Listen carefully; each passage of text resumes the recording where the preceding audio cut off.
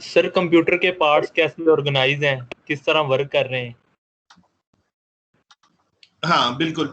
So computer organisation जो है वो ये है कि एक बिल्कुल जैसे से आपने कहा कि उसके पार्ट्स या उसके जो मेन सारे चीजें हैं वो किस तरह से इंटरकनेक्टेड हैं। मेमोरी हो गया, सीपीयू, बाकी जितना भी उसका हार्डवेयर है वो किस तरह से ऑर्गेनाइज्ड है, किस तरह से इंटरकनेक्टेड है। और इसके अंदर एक और जो टर्म हम बहुत इस्तेमाल करेंगे वो ये है कि कंप्यूटर का आर्किटेक्चर क्या है।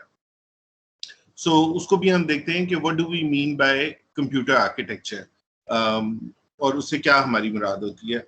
सो नाउ उसको हम थोड़ा सा आगे चलते हैं। इसके अंदर हम असेंबली लैंग्वेज भी करेंगे। असेंबली लैंग्वेज आप एक्चुअली अपनी लैब के अंदर तो उसकी प्रॉपर प्रोग्रामिंग करेंगे, लेकिन यहाँ पे हम थोड़ी थोड़ी उसको कवर करते जाएंगे अपने कोर्स में भी। Okay, so this is my contact information, jahanzeb@behriya.edu.pk। सो आपका कोई भी कंसर्न हो कोर्स से रिलेटेड या वैसे, तो आप इस पे मुझे ईमेल कर सकते हैं। व्हाट्सएप नंबर भी मैंने अपना लिखा हुआ है 0300854409। सो जब तक तो ऑनलाइन है तब तक तो यही दो चीजें होंगी आपके पास राब्ता करने की। वैसे मेरा ऑफिस जो है वो 4th फ्लोर पे है बिल्डिंग में, तो वो जब हमारी actually face to face classes start होंगी तब आप विजिट कर सकते हैं। सो इसमें मैं कोई ऑफिस आवर्स आपको नहीं बता रहा, क्योंकि आप किसी वक्त भी व्हाट्सएप के ऊपर जब भी आपका कोई क्वेश्चन हो या वो हो तो आप ईमेल पे कर सकते हैं, and I try to reply quickly. Email भी आपको विद इन अ डे या हाफ अ डे आपको जवाब आ जाएगा। ओके, सो ग्रेडिंग पॉलिसी और क्लास का तो अभी आपको मैंने बता ही दिया है, जिस तरह से कि course will be online for now. Class timings जो है आपके जो बी सेक्शन है मंडे 11:30 to 12:30 है, और फिर फ्राइडे को है 2:30 to 4:30। और ये जिस तरह से हमने बात की, आप लोग आपस में डिसाइड कर सकते हैं कि इस क्लास को, ये जो फ्राइडे वाली क्लास है, इसको ट्यूसडे पे ले जाना है या नहीं।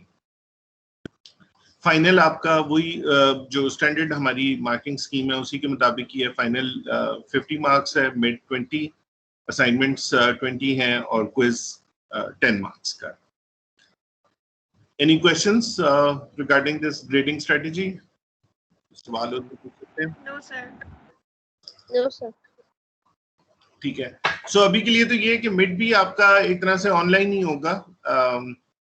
मुझे ये लगता है कि क्लासेस जो हैं वो मिड तक तो ऑनलाइन ही चलेंगी। उसके बाद हो सकता है कि अगर कोरोना नहीं फैलता और बाकी यूनिवर्सिटीज भी सही चलती हैं और स्टूडेंट्स इन्फेक्ट नहीं हो रहे, तो हो सकता है कि मिड के बाद फेस टू फेस पे हम आ जाएं। लेकिन अभी यूनिवर्सिटी जो है वो थोड़ा वेट कर रही है देखने के लिए कि बाकी जगह क्या होता है। We don't want to take a risk कि आप लोगों को बुला लें और फिर एकदम से कोरोना जो है वो बढ़ना शुरू हो जाए। तो we are playing it safe, लेकिन अगर ये बहुत ज़्यादा इसमें कोई प्रॉब्लम्स नहीं आती अगले महीने में, 1.5 महीने में, तो हम लोग ऑन और चले जाएंगे फेस टू फेस क्लासेस पे। Okay sir. अच्छा, ये टेक्स्ट बुक नोट कर लें, आपकी है computer organisation and design by David Patterson and John L Hennessy. ये इसका आप 5th एडिशन बाय करें। अगर आपको 4th मिलता है या 3rd मिलता है तो वो भी ठीक है, 5th मिल जाता है तो वो भी ठीक है, नो इश्यूज। मोर और लेस मटेरियल सबके अंदर एक ही जैसा कवर हुआ हुआ है। इसकी जो पीडीएफ है वो मैंने अपलोड कर दी है माइक्रोसॉफ्ट टीम्स के ऊपर। इस लेक्चर स्लाइड्स के साथ इसकी पीडीएफ भी है, so you can download the PDF from there. लेकिन मैं वैसे स्टूडेंट्स को ये सजेस्ट करता हूँ कि जो हार्ड कॉपी है बुक की वो भी जरूर खरीदा करें, क्योंकि वो आपके पास बाद में भी रहती है और कभी आपने पढ़नी हो कुछ हो तो, और जितना अच्छा समझ उससे आता है बुक से पढ़ के, वो शायद पीडीएफ पढ़ के कंप्यूटर पे नहीं आएगा। तो this is available, it's not very expensive, सस्ती सी किताब है, तो आप ये खरीद सकते हैं। मैं रिकमेंड यही करूँगा। ठीक है जी। इन ऑथर्स के बारे में मैं आपको बता दूं, डेविड पैटरसन और John Hennessy. David Patterson is the head of computer science department at Berkeley University, California में, और हेनेसी जो है ये पहले हेड थे कंप्यूटर साइंस डिपार्टमेंट के स्टैनफोर्ड यूनिवर्सिटी में, now he is the president of Stanford university. और कंप्यूटर के अंदर जो बहुत मेजर पिछले 20 सालों में इम्प्रूवमेंट्स हुई हैं मुख्तलिफ तरह की, उसमें इन दोनों लोगों का बहुत बड़ा रोल है। वो आगे हम लोग देखेंगे कि जितने मॉडर्न कंप्यूटर्स हैं ये बेसिकली इनका जो आइडिया था वो इन दो लोगों ने दिया था। So they are very big names. तो इसको इनकी जो किताबें हैं यही किताब अगर आप अमेरिका जाएंगे MIT में, स्टैनफोर्ड में, किसी भी टॉप यूनिवर्सिटी के अंदर, तो ये किताब जो है ये कवर की जा रही होगी by Patterson, Hennessy and Patterson. तो ये अच्छी किताब है। So we will be following this. Any questions on this?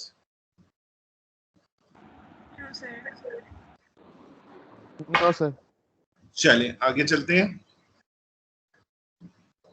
सो ये जिस तरह से मैंने आपको बताया था कि हमारे रिकॉर्डेड लेक्चर्स होंगे 10 to 15 मिनट्स के, वो आप लोग देखेंगे और उसके बाद क्लास के दौरान ही आप उसको व्यू करेंगे। यानी वैसे आप पहले भी व्यू कर सकते हैं, बाद में भी कर सकते हैं, बट क्लास के दौरान मैं 15 मिनट का टाइम दूंगा, आप उसको लेक्चर सुन लेंगे। जब आप लेक्चर सुन लेंगे तो उसके बाद हम लोग उस लेक्चर से रिलेटेड आपके जितने भी क्वेश्चंस होंगे, we will have a discussion after each lecture to answer any questions, और वो फिर आप आंसर करके तो उसके बाद हम लोग आगे अगला लेक्चर सुन लेंगे। और क्लास जो है वो यानी जो ये टाइम टेबल है इसी के मुताबिक ही होगी, अनलेस के किसी वजह से रीस्केड्यूल करनी पड़ जाए, कोई प्रॉब्लम हो तो वो एक अलग बात है, लेकिन जो टाइम टेबल है उसके मुताबिक हम क्लासेस लेंगे।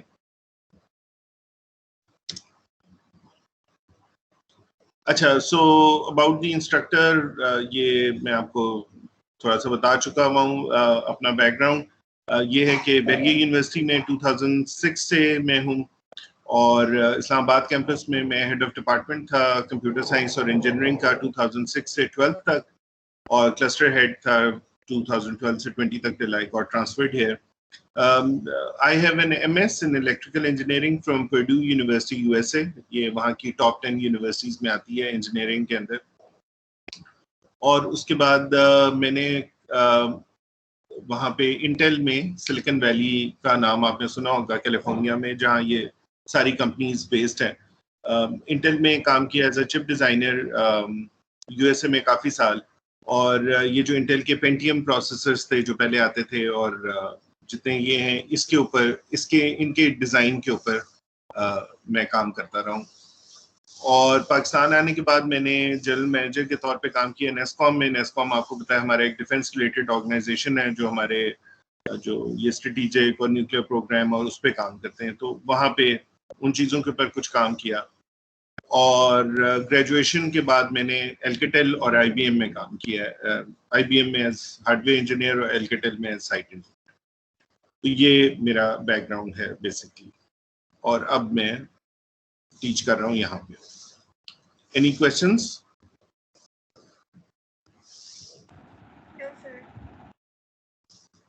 यस सर या नो सर? No sir. कोई क्वेश्चन नहीं है, किसी का कोई सवाल नहीं है?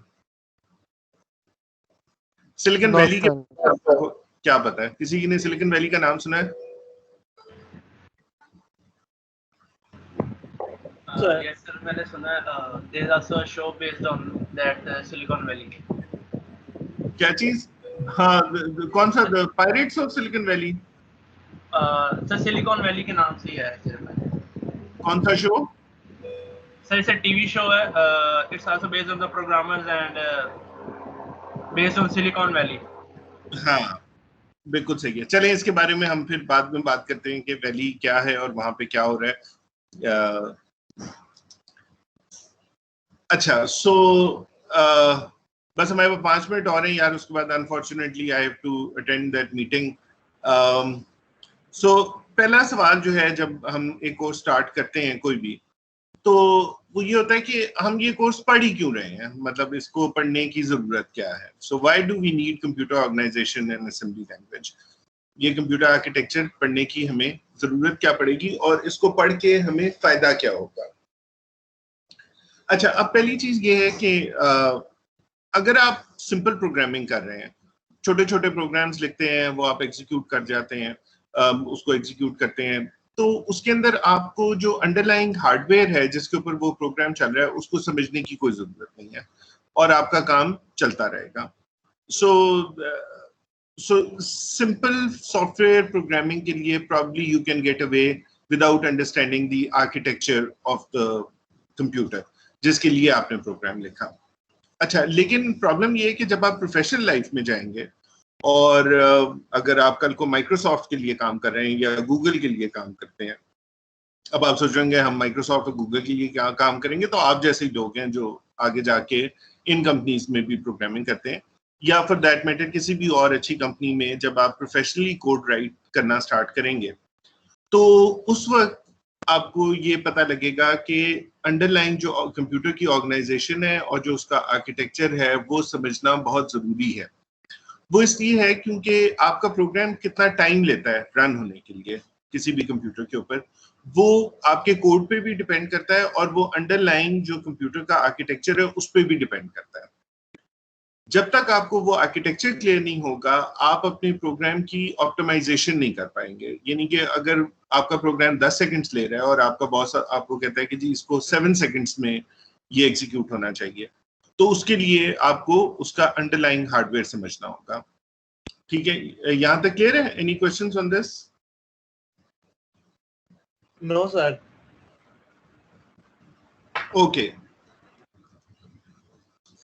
इसके अलावा यानी बहुत सारी और चीजें हैं जिसके लिए आपको अंडरलाइन कंप्यूटर की ऑर्गेनाइजेशन को समझना पड़ता है। फॉर एग्जांपल पैरेलल प्रोसेसिंग, आपको पता है कि आप सारे प्रोसेसर्स जो हैं वो डुअल कोर हैं, मल्टी कोर हैं, 4 कोर्स हैं, आगे 8 कोर्स आ जाएंगे, 12 कोर्स आ जाएंगे, तो ये सारी पैरेलल प्रोसेसिंग है। इसको अगर आपने यूज करना है तो आपको पता होना चाहिए कि कंप्यूटर जो है आपका, जो आपका सीपीयू है, वो किस तरह से आपके प्रोग्राम को डिवाइड करता है ओवर डिफरेंट कोर्स ताकि आपकी प्रोसेसिंग तेज हो सके। रन टाइम मैंने आपको बता दिया कि अगर आपने रन टाइम को बेहतर करना है। एक और बड़ा इशू प्रोग्रामिंग के अंदर जब आप प्रोफेशनली सॉफ्टवेयर डेवलप करेंगे तो वो आएगा आपकी पावर कंजम्पशन। यानी आपने एक ऐप बनाई है, लेट्स से वो ऐप जो है वो एक फोन के ऊपर चलती है और लेकिन वो ऐप जो है वो पावर बहुत कंज्यूम करती है और उसकी बैटरी जो है वो कुछ अर्से के बाद डेड हो जाती है फोन की, और आपको कहा जाता है कि भाई इसकी पावर कंजम्पशन कम करें। ये तो नहीं है कि ऐप चले तो आपके फोन की बैटरी जो है वो ड्रेन होना शुरू हो जाए।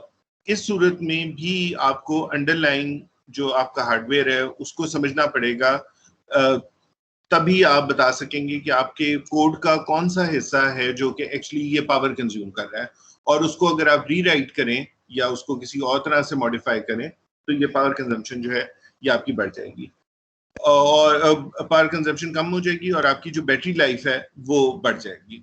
तो आपको पता है आजकल सारे डिवाइसेस जो हैं वो हैंड हेल्ड फोन हो गया या आपके आईपैड्स हैं, टैबलेट्स हैं, तो इसमें बैटरी लाइफ बड़ी इंपॉर्टेंट होती है और बैटरी लाइफ भी डिपेंड कर रही होती है आपके कोड के ऊपर। तो आपका कोड अगर एफिशिएंट होगा तो बैटरी लाइफ आपकी ज्यादा चलेगी। ठीक है, तो इसी तरह से अगर आपने प्रोग्राम को बहुत रिलायबल करना है, अच्छा अगर आप चाहते हैं कि वो मेमोरी कम इस्तेमाल करे, नॉर्मली तो आपको मेमोरी की कोई परवाह नहीं होती क्योंकि आपका छोटा सा कोड होता है, गीगाबाइट्स ऑफ मेमोरी होती है, तो आपका काम चलता रहता है। लेकिन जहाँ पे आपका कोड ही बहुत मेगाबाइट्स के अंदर होगा वहां पे मेमोरी की जो रिक्वायरमेंट है उसको भी आपको हैंडल करने के लिए कंप्यूटर ऑर्गेनाइजेशन का पता होना चाहिए। आखिरी स्लाइड में हम आ जाते हैं आज की, और इसके अलावा यानी apart from all these things, for example कल को अगर आप प्रोफेशनली आप किसी कंपनी में जाते हैं और आपने एक कंपाइलर डेवलप करना है, तो कंपाइलर जो है वो जब तक आपको अंडरलाइन आर्किटेक्चर का ना पता हो आप कंपाइलर नहीं लिख सकते। इसी तरह से बहुत सारे सॉफ्टवेयर डेवलपर्स जो हैं जब वो प्रोफेशनली काम स्टार्ट करते हैं तो वो ड्राइवर्स लिखते हैं। ड्राइवर्स होते हैं ये डिस्प्ले के, आईओ, माउस, कीबोर्ड, साउंड, आप सबको पता होगा हर चीज का एक ड्राइवर होता है। यानी वो ड्राइवर क्या होता है, वो जो पीस ऑफ हार्डवेयर है उसको इंटरफेस करता है विद सॉफ्टवेयर और फिर वो प्रोसेसर के साथ। तो ड्राइवर्स भी सॉफ्टवेयर डेवलपर्स लिखते हैं, लेकिन फिर ड्राइवर लिखने के लिए तो आपको इन डेप्थ हार्डवेयर का पता होना जरूरी है। इसी तरह से अगर आप ऑपरेटिंग सिस्टम्स पे काम कर रहे हैं तो भी आपको आर्किटेक्चर का पता होना चाहिए। फिर कई दफा इस तरह का भी काम होता है कि आपने एक आर्किटेक्चर से दूसरे आर्किटेक्चर के ऊपर कोड को माइग्रेट करना है। मसलन एक ऐप है जो डेवलप्ड है एप्पल के लिए, iOS के लिए, और आपने उसको माइग्रेट करना है to Intel Android type system के ऊपर। उसके लिए भी आपको पता होना चाहिए। फिर अगर माइक्रो कंट्रोलर्स की प्रोग्रामिंग करनी है तो वो जाहिर है आपको असेंबली आनी चाहिए। और आखिरी जो सबसे इम्पोर्टेंट चीज है वो ये है कि कल को आपका एक फ्रेंड ये पूछता है कि विच कंप्यूटर इज फास्टर। सो आपके पास, आप एक नया मोबाइल खरीदना चाहते हैं और आप ये जानना चाहते हैं कि ये जो नया मोबाइल है ये पुराने मोबाइल से कितना तेज है। तो ये क्वेश्चन जो है ये हम देखेंगे कि किस तरह से एक्चुअली आंसर किया जाता है साइंटिफिक वे में, कि आप वाकई ही बता सकें कि ये कंप्यूटर पुराने कंप्यूटर से तेज है या नहीं है। सिर्फ मार्केटिंग के पॉइंट ऑफ व्यू से नहीं, मार्केट में तो हर बंदा ही कहेगा जी हमारा फोन बहुत तेज है, लेकिन हम इस पे लर्न करेंगे कोर्स में कि एक्चुअली आप किस तरह से टेस्ट करते हैं उन चीजों को। ठीक है जी, so this is the motivation for this course. तो इस पे कोई सवाल, कोई कमेंट हो तो आप बता सकते हैं।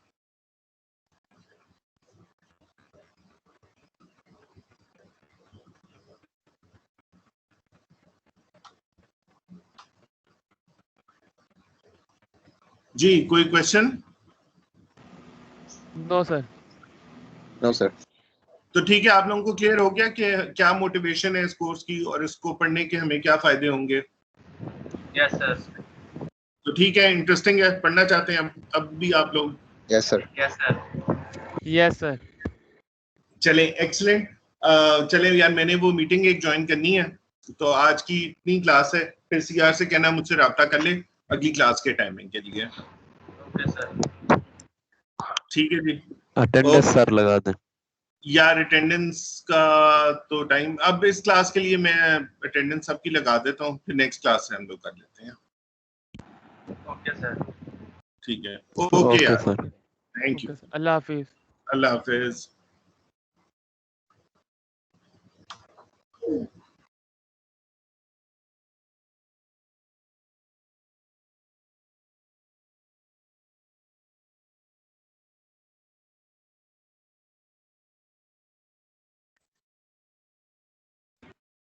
भाई हारून रुक नया मीट टेम्पलेट बनाए। हारून कैसा है? ओ यार ये रिकॉर्डिंग तो बंद करो पहले। 043 कौन है?